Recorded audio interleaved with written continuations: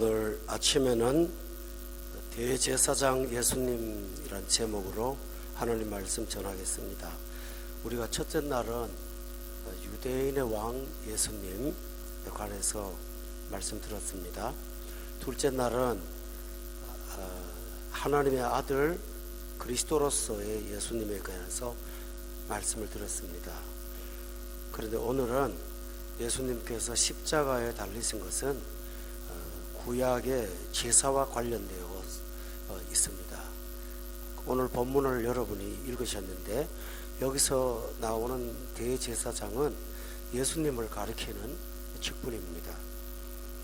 그런데 14절을 여러분이 함께 찾아보겠습니다. 성경에 보면 예수님은 구약으로 말하면 유다로부터 나신 분이라고 기록되어 있습니다. 그런데 11절에 보니까 원래 대제사장은 레위 계통의 제사 직분으로 제정되어 있습니다. 그러니까 구약으로 말한다면 예수님은 제사장 지파가 아닙니다. 레위 지파만이 제사장을 할 수가 있는데 예수님을 왜 대제사장이라고 말씀하는가? 오늘 본문에 보면 좀 특별한 사람 하나가 소개되고 있습니다. 7절에 보니까 멜기세덱이라는 사람이 나와요. 이 멜기세덱은 아브라함이 소돔과 고모라를 쳐서 이기고 돌아올 때 아브라함을 만나서 축복해 주었던 사람입니다. 레위나 유다는 아브라함의 3대 자손인 야곱의 아들들이잖아요. 그러니까 멜기세덱 아브라함의 경우에는 레위가 나기도 전이었으니까 그때의 대제사장이 하나 있었는데 그 사람이 바로 멜기세덱이라는 사람이라는 거죠. 근데 멜기세덱의 특징에 관해서는 설명할 수 없는 게 나오는데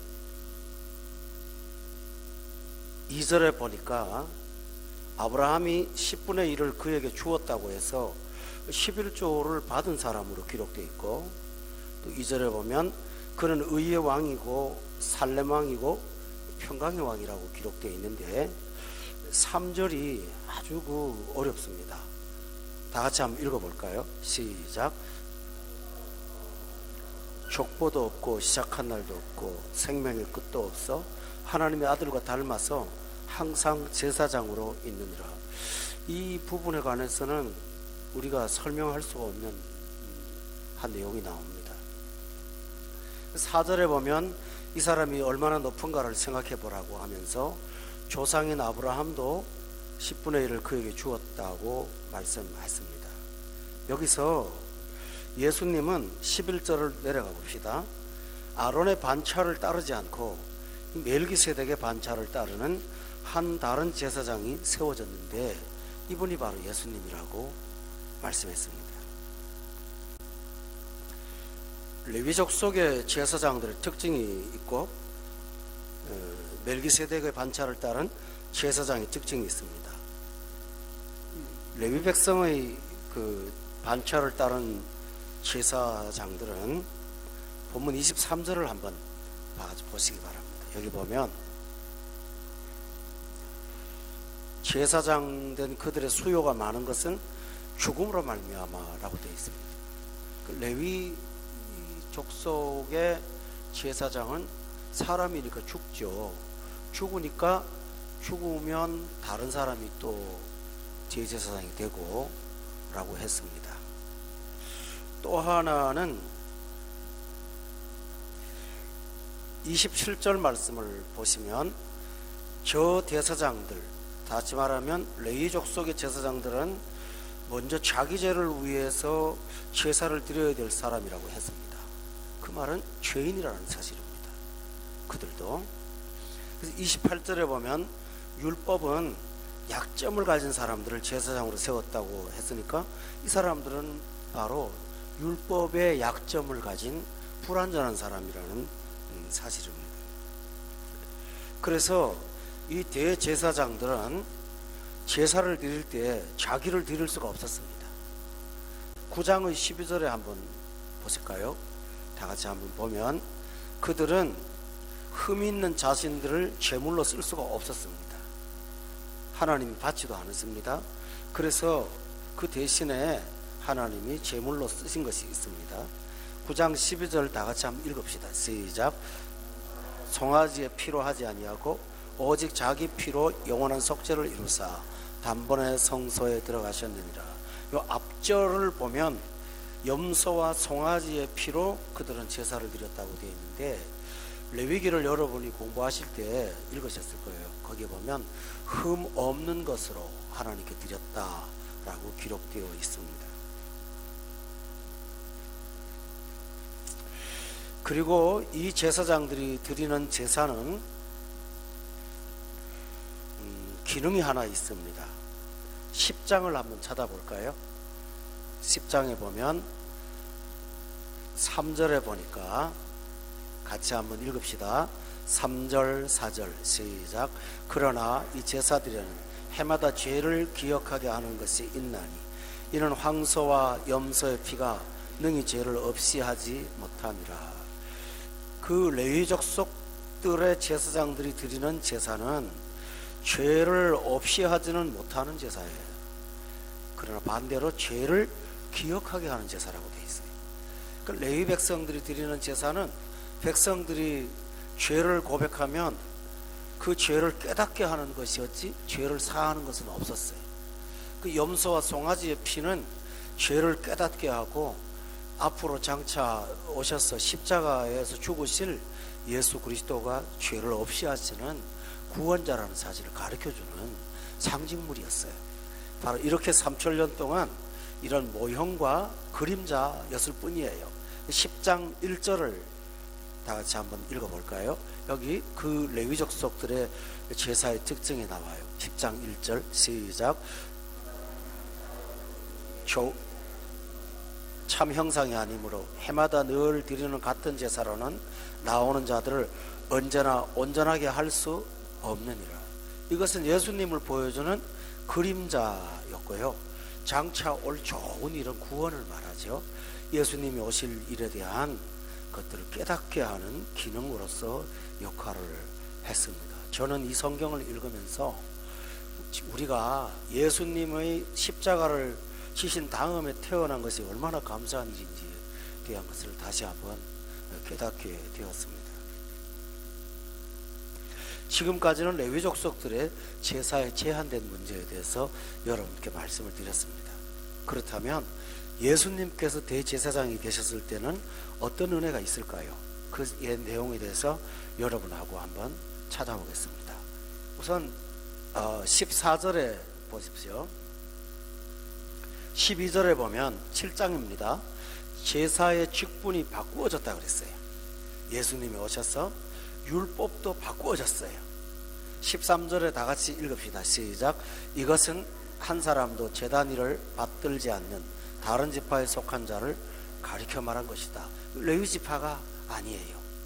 그 14절에 보면 예수님은 유다로부터 나셨어요. 15절에 보니까 멜기세덱과 같다라고 되어 있어요. 아브라함 때에 벌써 이미 있었던 제사장처럼 별다른 한 제사장이 일어나셨다. 예수님은 바로 별다른 제사장이세요. 두 번째로 예수님은 16절에 보니까 귀한 말씀이 있어요. 하반절에 불멸의 생명의 능력을 따라 되었다라고 기록되어 있어요. 다른 제사장들은 죄를 기억하는 기능밖에 안 했지만 예수님이 제사장 됐을 때는 그분에게는 불멸의 생명의 능력이 있어요. 주님만이 갖고 있어요. 17절에 보면 예수님은 다른 제사장들은 죽지만은 이분은 영원한 멜기세덱의 반차를 따르는 제사장이라고 하셨어요. 예수님 이후에는 제사장이 필요 없어요. 그분이 영원하신 분이기 때문에. 그전에는 다 그림자였어요. 그렇다면 예수님이 하신 일은 전부 다 영원한 거예요. 중간이나 어떤 한계가 있는 게 아니라 그분이 하신 일은 전부 다 영원한 것이니까 우리가 구원을 통해서 예수님께 받은 선물은 하나도 빠짐없이 다 영원한 거예요. 이것을 주님만이 주실 수가 있어요. 19절에 보면 예수님이 대제사장이 되셔서 우리가 하나님께로 가까이 나갈 수가 있게 됐다고 되어 있어요. 이것은 놀라운 사실이에요. 여러분이 구약의 그 성소의 구조를 기억하신다면 아실 거예요. 지성소가 있고 성소가 있는데, 지성소에는 대제사장이 1년에 딱 한 번 들어가는 거 외에는 아무도 못 들어갔어요. 그런데 예수님이 십자가를 지시고 돌아가실 때 예루살렘의 그 지성소와 성소를 막아놓은 휘장이 찢어졌어요. 그러면서 길이 열렸어요. 다른 대제사장은 그 문을 열 수가 없었어요. 그런데 예수님은 그 휘장을 열어서 우리를 향하여 축복하셨고, 우리는 그 길을 통해서 하나님께로 나아갈 수 있도록 이끌어 주셨어요. 이것이 주님만이 하신 일이었어요. 또 한 번 더 보겠습니다. 9장의 12절을 돌아가서 보겠습니다. 9장 12절에 보면 아까 읽었으니까 제가 읽어드릴게요. 염소와 송아지의 피로 하지 아니하고, 그 다음 귀한 말이 있죠. 오직 자기 피로 영원한 속죄를 이루셨다라고 되어 있어요. 다른 제사장들은 자기를 제물로 드릴 수도 없었거니와 드리지도 않았어요. 그런데 예수님은, 다른 제사장들은 짐승의 피를 드렸지만 예수님은 자신을 들여서 자기 피를 제물로 삼으셨어요. 대제사장들은 제사장이 따로 있고 드리는 제물이 따로 있었지만은 예수님은 대제사장이면서 당신 자신이 제물로 드려졌어요. 이보다 더 귀한 은혜가 어디 있을까요?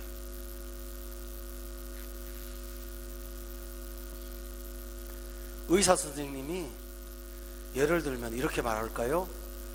진단을 했는데 이 사람은 심장 이식을 해야 됩니다. 그러면 누군가가 심장을 제공해야겠죠? 심장은 만들 수 없는 거니까요.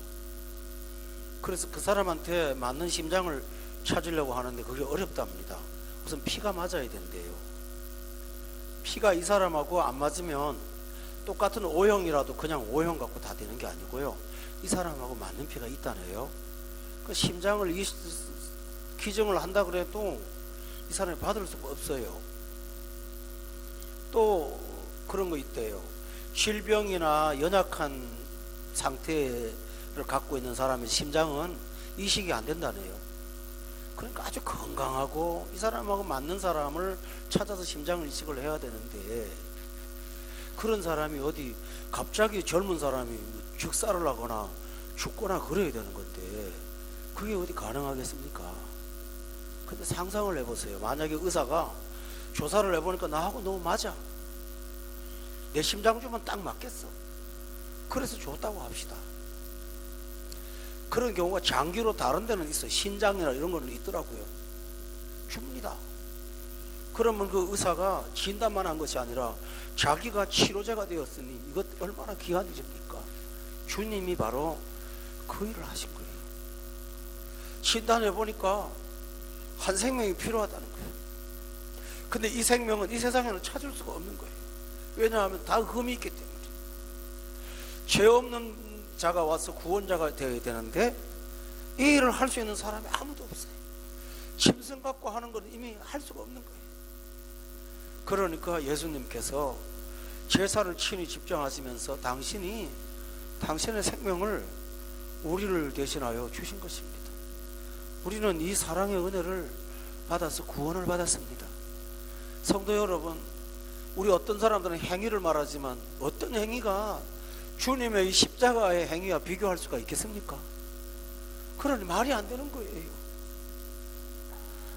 십자가의 기독교의 구원은 이 십자가에 달리신 예수님이 나를 그리스도의 피로 속죄하신 것을 주신 은혜입니다. 은혜밖에 없어요. 그런데 예를 들어 이런 거 있다 합시다.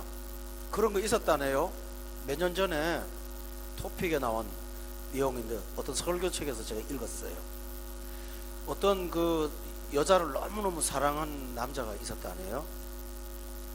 그런데 내가 너를 얼마나 사랑하는지 증명을 보여줄게. 그리고는 어디에요? 그 미국에 그 깊은 계곡이 있는데 그랜드 캐년인가요? 거기 가서 그 여행 가갖고 그 애인이 본 앞에서 떨어져서 죽었대요.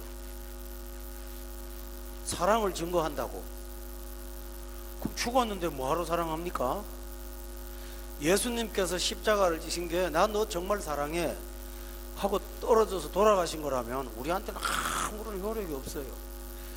십자가의 은혜가 희생으로 끝난다면 그건 우리한테 구원이 될 수가 없어요. 그런데 14절 보세요. 9장에 다 같이 읽읍시다. 14절 시작. 하물며 영원하신 성령으로 말미암아 흠없는 자기를 하나님께 드린 그리스도의 피가 어찌 너희 양심을 죽은 행실에서 깨끗하게 하고 살아계신 하나님을 섬기게 하지 못하겠느냐. 십자가는요 우리를 죽은 행실에서 깨끗하게 하는 능력이에요. 내가 스스로 거룩하게 살려고 첫날 만날 노력해도 안 됩니다. 그럴수록 죄를 더 지어요. 그런데요 십자가를 의지하면 세상 사람들이 볼 때는 뭐 행하지는 않고 맨날 믿는다고 한다고? 아니에요. 십자가의 피는 내 속에서 나를 거룩하게 만들어요. 그거 의지하기만 하는데 날마다 달라져요. 내가 조항 정해놓고 요거 하겠다고 결심해서 백날 해도 안 돼요. 그런데 십자가 앞에 찾아가면요 저절로 돼요. 그게요. 그래서 그리스도의 피가 살아계신 하나님을 섬기게 하고 깨끗하게 한다고 그랬어요. 여러분 이 사실을 믿고요 이단 사설에 빠지지 않기를 바랍니다. 십자가 의지하는 것이 가장 큰 행위요 가장 큰 거룩임을 믿으십니까? 어떤 목사님 책에 제가 봤는데 너무 은혜가 됐어요. 그분은 젊은 분인데 어떻게 그렇게 참 목사님이 지혜로우신지. 뭐라고 하시냐면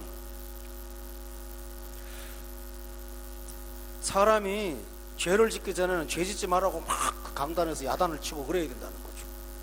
근데 일단 죄를 지면 용서부터 시작하라는 거예요. 근데 세상 사람이 거꾸로 한다는 거. 교회에서 죄 안 지을 때는 잘해놓고 죄 지고 나면 그때부터는 사람 취급도 안 한다는 거죠. 그건 복음이 아니라는 거예요. 아우 제가 그 말을 듣고 제 평생의 목회의 기준을 삼기로 했어요. 그렇구나. 사람이 죄를 짓기 전에는 야단을 치지만 죄를 짓고 나면 목사가 성도들을 데리고 갈 데가 한 군데밖에 없어요. 잘못한 훈계가 아니에요. 그런데 십자가 앞에 같이 가는 거예요. 가서 이거 보라고. 우리 같은 사람 때문에 이렇게 죽었다고 예수님이. 그게 저는 복음의 목회라고 저는 믿고 살아요. 왜냐하면 제가 믿고 사는 게 아니라 실제로 그래요. 그거 가야 사람이 바뀌어요. 그러므로 예수님은 그 일을 하셔서 우리를 온전케 하셨어요. 또 하나 14절에 보세요. 여기 한 번 더 보시면 그분은 왜 피가 효력이 있느냐 하면 영원하신 성령으로 말미암아 드렸어요. 그냥 내가 희생해 줄게 하는 감정이 아니에요. 흠없는 자기를 하나님께 드렸어요. 그래서 하나님께 드려서 우리를 깨끗하게 하셨어요. 그래서 아까 제사장들은 10장을 한 번 더 보세요.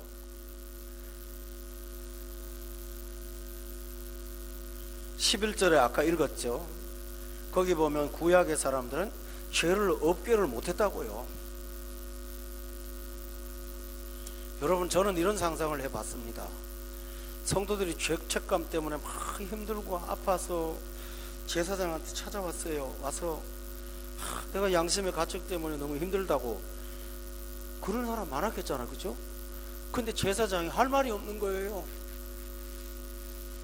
짐승을 데려다 놓고 네 말을 하라고. 그리고 갖다가 얹어놓고 기도하는 것밖에 방법이 없었습니다. 근데 신약에 있는 목회자들은 얼마나 담대하게 말할 수 있는 게 있어요. 그게 뭔지 압니까? 십자가가 너를 용서했다고, 당신을 용서했다고 자신 있게 말할 수 있지 않습니까? 이것이 바로 은혜입니다. 그래서 11절은 죄를 없게 하지 못했지만 여러분이 14절 10장의 14절을 참 너무 귀한 말씀이죠. 다 같이 한번 읽어봅시다. 시작. 그가 거룩하게 된 자들을 한 번의 제사로 영원하게 온전하게 하셨다고 그랬어요. 십자가의 은혜 한 번의 제사로 영원토록 온전하게 하셨어요. 그러므로 성도 여러분, 여러분의 마음에 죄책감이 혹시라도 있나요? 십자가 아래 간 사람들은 영원히 온전하게 됨을 믿으세요. 그것이 하나님이 주시는 은혜입니다. 10장의 22절을 한번 봅시다. 십자가의 피가 무조건 용서가 되는 것은 아니죠. 근데 22절에 보면 귀한 말씀이 있어요. 우리가 마음에 그 다음에 십자가의 피를 뭐 했다고 그랬죠? 뿌림을 받았다고 되어 있어요. 우리가 예수님을 믿어요. 그게 뿌림 받는 거예요. 뿌림을 받아서 악한 양심으로부터 벗어나고 몸은 맑은 물로 씻음을 받았으니 우리가 바로 이런 사람이 됐어요. 십자가의 은혜가 얼마나 귀한지 이 사실을 생각한다면 이보다 더 귀한 일이 어디 있겠습니까? 그런데 그럼에도 불구하고 내가 노력해서 거룩해야 돼 라고 말한다면 29절에 한번 보세요. 하나님의 아들을 짓밟는 거죠. 그게 십자가의 효력을 무시하는 거죠. 자기를 거룩하게 한 언약의 피, 여기서 거룩하게라는 말은 완료형으로 되어 있잖아요. 나를 거룩하게 한 언약의 피를 부정한 것으로 여기는 것이 된다고 했어요. 은혜의 성령을 욕되게 하는 것이라고 했지 않습니까? 여러분, 이런 범죄하지 않으려면 어떻게 해야 될까요? 십자가가 나를 깨끗게 하셨음을 믿으시기를 바랍니다. 이게 은혜입니다. 마지막 말씀을 드리겠습니다.